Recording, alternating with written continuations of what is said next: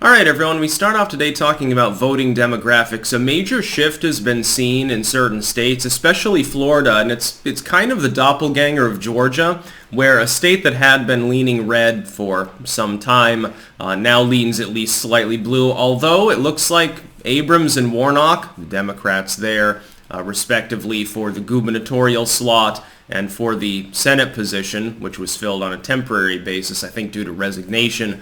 That's become more blue, but those races look like they lean GOP. Don't underestimate the ability of Republicans to screw up there. But meanwhile, in neighboring Florida, it looks like it would be really, really difficult for them to do that. Desantis, for example, he's running for re-election as governor. He's anywhere from 6 to 9 points ahead in polling. Rubio's up for re-election. Now, Rubio is a missing link neocon. That is, he's like Ted Cruz. He straddles the line between the old guard neocon swamp establishment and kind of being sort of a reluctant populist at times. Does a little bit better than Cruz, I think, actually, despite getting far less attention because Cruz was more willing to suck cock for Trump, essentially. But it looks like he'll coast to re-election, too. In Texas, Greg Abbott is not considered to be the strongest of incumbents. The Democrats are obsessed with Texas. They've been pouring enormous amounts of money into Beto O'Rourke, actually. He's still behind as well. This is a groundswell nationwide, partially due to a reluctance of people to endorse a party that continues to support heavy-handed mandates and things like that, a lackluster economy that's trending well below where it should be. Biden has effectively wrecked the U.S. economy, bringing it to the edge now of what you could call a minor recession. Now, looking at Florida, though, I think that the movement is more severe. Part of this has to do with the Cuban voting demographic. There's a strong voting demographic in Florida, especially parts of central and southern Florida, that's Cuban. A lot of expats and their offspring from Castro's Cuba. They've always been, of all the Hispanic voting blocs, they're certainly the least left-leaning, especially economically. So when you have a poor economy and you have now the rise of the socialist leftists within the Democratic Party that no longer say, no, I'm not a socialist, I'm just a liberal. They embrace the term. They've been alienated. This is why Florida was no longer that close in the last election. Even with the honk-honk going on, it was like, what, a 3.5 point gap. It was considerably more than in 2016. It's considerably more than I think in any race since before the 2000s. Really, 2000 is when Florida goes from being more or less a swing state to being the 50-50 sum game. Had been for multiple elections, generally speaking. Now it looks like it's gotten away from the Democrats' ability to campaign there. They might abandon Florida. Which, by the way, is about the worst possible news that they could have because their trade-off scheme was to grab up Texas. That's my own belief. They were looking at the demographics and saying, well, Florida might be moving in another direction. It might be harder there. We've got to focus on the Southwest and the Mid-Atlantic states, especially after 2016, looking at places like Michigan and Pennsylvania, but it doesn't look like it's worked. Link in the description, by the way, to the latest polls from RCP. It's a whole slew of polling firms. You should check it every day. That's what I do, partially for this analysis. Now, keep in mind, I make several exclusive videos every single day that don't end up on YouTube. So if that's where you're watching this video, there will be links in the description of this video and in a pinned comment down below to where I make material that doesn't end up on this particular site. It's usually 3 videos a day now. YouTube no longer wants you to be a workhorse. Plus, they abuse people constantly and censor multiple topics that I wish to talk about. So I can talk about them on Rumble. I can talk about them on Minds or BitChute or whatever. By the way, 48 million views now on BitChute. Fast approaching 70,000 subscribers on Rumble and almost at 60,000 on Odyssey. Things are heating up on new tech. If you're not there, I don't know if you're a content creator. You're definitely putting all of your eggs in potentially the weakest basket if you're using only mainline tech. I don't know why you would want to. I posit this. Florida, if it continues to move based partially on economics, after the next election will no longer be a swing state. Much like Georgia now is slightly blue-leaning in general, although, again, with the national paradigm moving against leftoids, it's not necessarily the case that the Democrats do well in Georgia during the midterms or in 24 either. Florida, though, is even more pronounced. Again, you've got a unique voting bloc that was already reluctant to be in favor of Democrats getting antagonized by the likes of Bernie Sanders refusing to criticize Fidel Castro. That was why I think much of that voting change happened from 2016 to 2020. Another is simply economic issues. Also, you have a popular incumbent governor. The left is terrified of Desantis. I think they'd be more terrified of Trump running in 24 than DeSantis. But they are terrified of him and his gubernatorial strategy, and they're looking longer game because he's still fairly young by political standards. He's nowhere near even the average age of a representative, let alone a senator or a president at this point.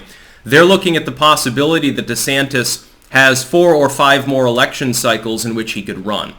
They're looking at his popularity. It was lower like a year ago. It was, he was ahead, but only by a few points.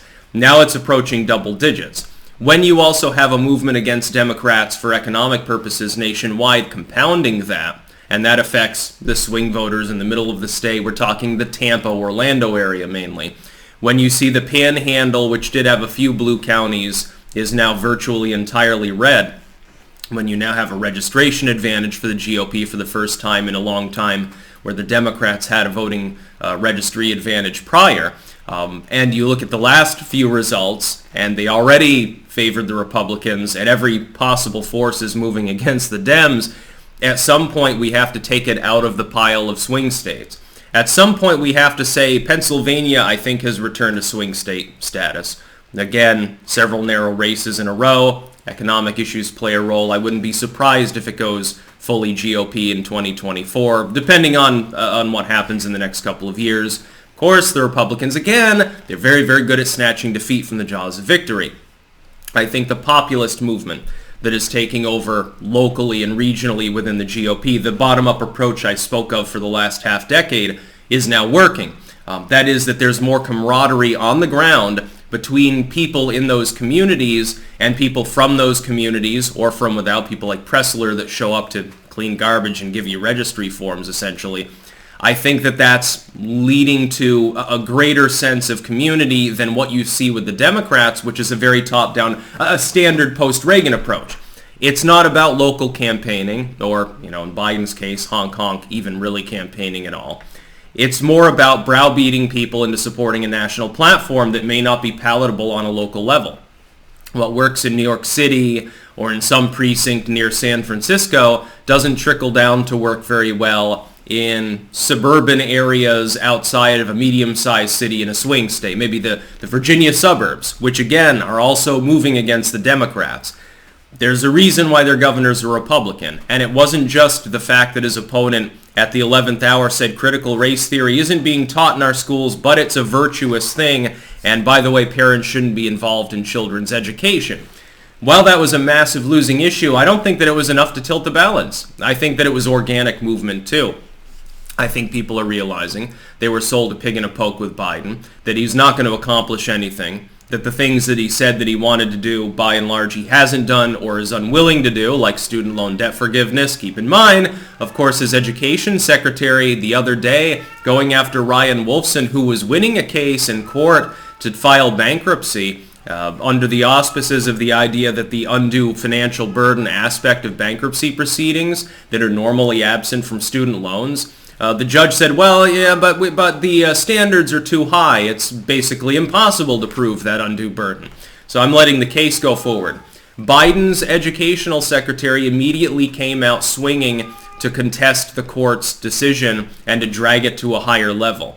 Well, that doesn't show that the administration is going to forgive all the student loan debt. By the way, that's a good thing, but most of his constituents don't agree.